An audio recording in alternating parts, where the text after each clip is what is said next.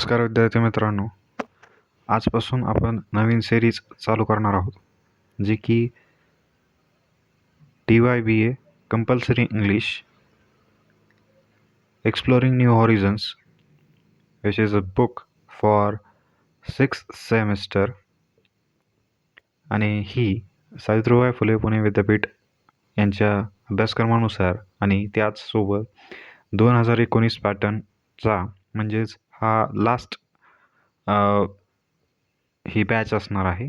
त्यामुळं ही जी काही विद्यापीठाची परीक्षा असणार आहे, तर त्यासाठी आपण तयारी म्हणून आणि एक शेवटचा प्रयत्न म्हणून हा सिलेबस समजून घेणार आहोत. तर चला सुरू करूया. Unit 1 prose. याच्यामध्ये 3 प्रोज आहेत.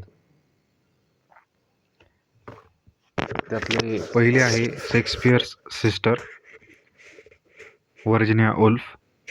हा एक इसे म्हणजेच एक निबंध टाईप आहे. 2 आफ्टर 20 इयर्स ओ हेनरी. ही स्टोरी आहे 2 मित्रांची जे 20 वर्षानंतर भेटत आहेत. 3 the कॉन्जरर्स revenge by Stephen Leacock. ही सुद्धा एक स्टोरी आहे, गमतीशीर अशी स्टोरी, जी की कॉन्जरर म्हणजे जो जादूगार असतो, मॅजिशियन असतो, तो कसा एका स्टेजवरती परफॉर्मन्स करत असताना कसा रिव्हेंज घेतो त्याच्या अपमानाचा, म्हणजेच प्रतिशोध घेतो. तर ती स्टोरी आहे. युनिट सेकंड आहे पोएट्री. याच्यामध्ये जसे आपण 3 वरती प्रोज म्हणजे धडे गद्य बघितले, तसेच पद्य म्हणजेच कविता 3 आहेत. तर एक the man of life upright by Thomas companion. तर ही जी काही कविता आहे, तर सद्गुणी माणूस कसा असावा याचे गुण दर्शवणारी आणि मॉरल्स म्हणजे नैतिक मूल्य ही जपून एक चांगला माणूस घडवण्यासाठी एक चांगली थीम घेऊन ही पोयम थॉमस कॅम्पियन यांनी लिहिलेली आहे. आणि चांगले आणि वाईट काय याच्यामधला फरक जाणून चांगला माणूस कसा असावा, त्याच्यातला सद्विवेक कसा ओळखून तो गुण आपण आपल्या अंगीकृत करावा, यासाठी ही पोयम आहे. 2 नंबर आहे कविता मनी मॅडनेस बाय D.H. लॉरेन्स. या कवितेमध्ये की सार असा की जे काही आज दुनिया आहे, ही दुनिया फक्त पैशाच्या मागं वेडे झालेली आहे. तर ती किती वेडेपणा असावा पैशाच्या बाबतीत आणि किती नसावा, आणि कोणकोणत्या गोष्टी पैशांच्या पलीकडे जाऊन ज्या मूलभूत गरजा आहेत त्यांच्याकडं लक्ष दिलं पाहिजे, आणि जो लोभ आहे पैशाबाबतीतचा तो कमी झाला पाहिजे. एक त्यातूनच माणुसकी जपण्याकडं लोकांनी ध्यान दिलं पाहिजे. हा या स्टोरीचा मॉरल आहे किंवा कवितेचा मॉरल आहे. तर नंबर 3 पोएट्री आहे तर द टॉईज बाय कॉन्व्हेंट्री पॅटमोर. ही सुद्धा एक कविता आहे.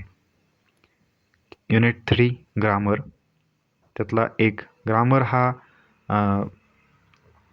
एक सर्वात महत्त्वाचा आणि सर्वांना अवघड जाणारा असा हा पार्ट आहे, आणि सगळ्यात सोपा त्यासोबतच मार्क मिळवून देणारा हा सुद्धा एक पार्ट आहे. त्यामुळं आपण याच्याकडे लक्ष देऊयात. तर 1 नंबर आहे transforming declarative sentences into yes no questions. म्हणजे की जे डिक्लेरेटिव्ह सेंटेन्स साधी विधानार्थी वाक्य आहेत, तर त्यांचं येस नो टाईप क्वेश्चनमध्ये रूपांतरित करायचे.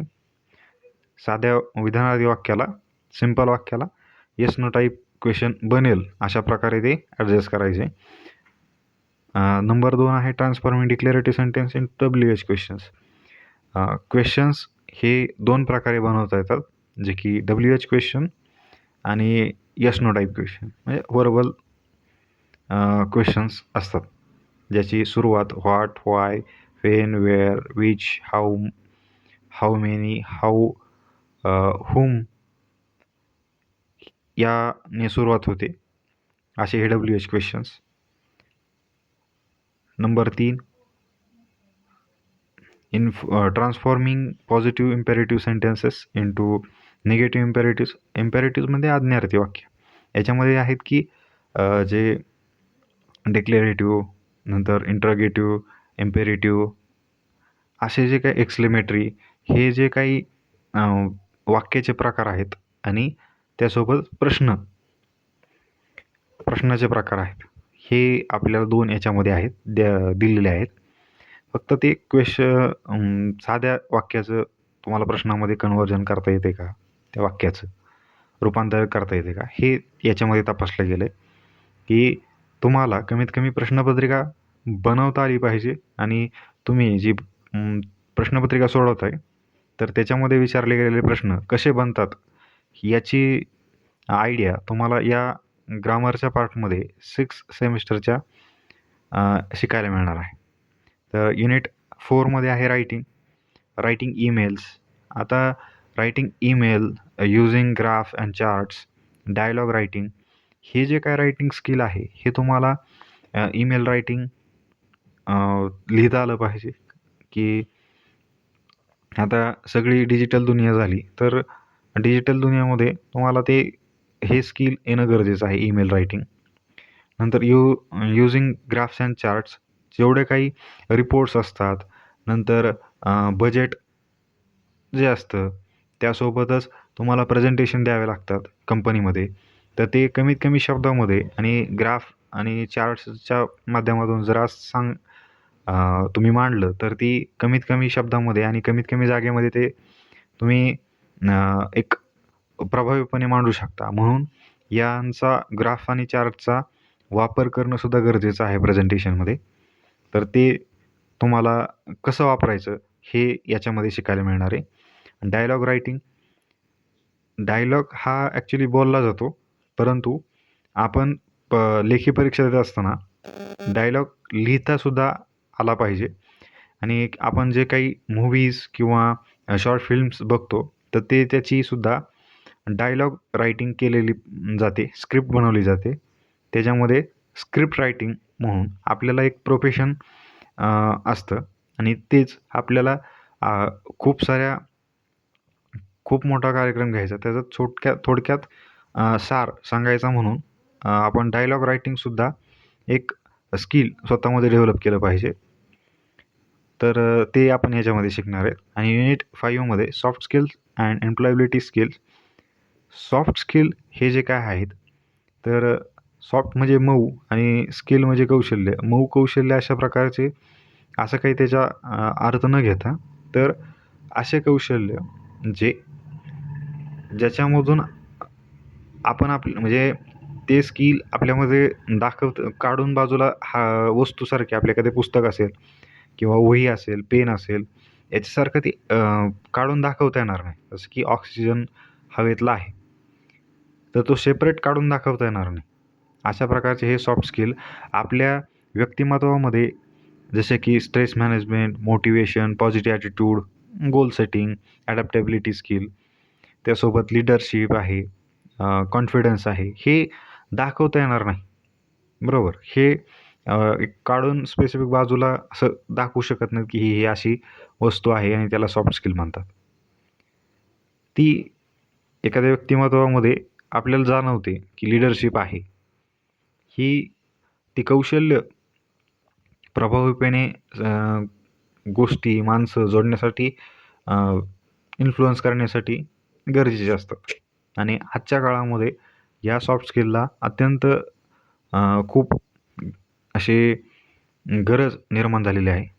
आणि एम्प्लॉयबिलिटी स्किल्स, जे की आता आपल्याला एम्प्लॉयमेंटमध्ये रोजगार निर्मितीसाठी आणि रोजगार टिकून ठेवण्यासाठी AIच्या जमान्यामध्ये तुम्हाला एक ज्ञानाचं भांडार असणं किंवा फक्त माहिती, इन्फॉर्मेशन असणं गरजेची नाही, तर हे सॉफ्ट स्किल असणं गरजेचं आहे. कारण का, तर AIच्या मदतीनं आपण बाकी सगळं गोष्टी, जे की लिखाण असेल किंवा ड्राफ्ट असेल ईमेलचा, चार्ट असतील, ग्राफ असतील, डायलॉग रायटिंग असेल, हे सर्व काही किंवा इंग्लिशमध्ये काही लिहायचं असेल तर ते सुद्धा तुम्ही AIच्या माध्यमातून करून घेऊ शकता. परंतु सॉफ्ट स्किल, एखादं लिडरशिप, हे मशीनकडून करून घेऊ शकत नाहीत.